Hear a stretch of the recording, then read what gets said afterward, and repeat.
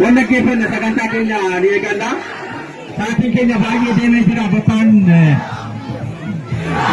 bokkaanii gidduutti nu jeeqee jira waan ta'eef nu jeeqee jennu bokkaan jiidha keenya qabbana itti gammanna haa ta'u malee keessummoonni keenya bakka nu qabatanii jiru waan ta'eef sagantaa keenya itti galla.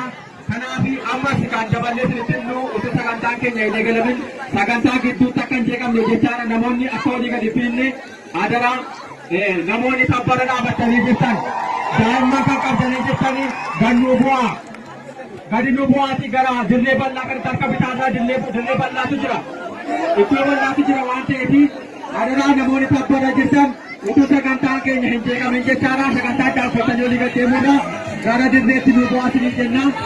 Wallaggeeffanna sagantaa keenya inni eegalla sagantaan galamuun dura utuu iddoo nu qabatanii ishi kabajamoo obbo Tasammaa Ittafaa bulchaa bulchiinsa aanaa Daarimu kabajamoo obbo Taasoo Asaffaa itti gaafatamaa waajjira ODP aanaa Daarimu kabajamoo Jaal Fatansaa Iluu gidduu keenyatti kan argaman akkasumas sirna mootii dugugee kan nyaatu hayyoota waliif da'amii falmiin kan dhumaati hidhannee falmachuutu furmaata waliif da'amii falmiin kan dhumaati hiree murteeffachuutu furmaata kan nu mi'ite roorroon sirna mootii dugugee kan nyaatu hayyoota waliif da'amii falmiin kan dhumaati hidhannee falmachuutu furmaata.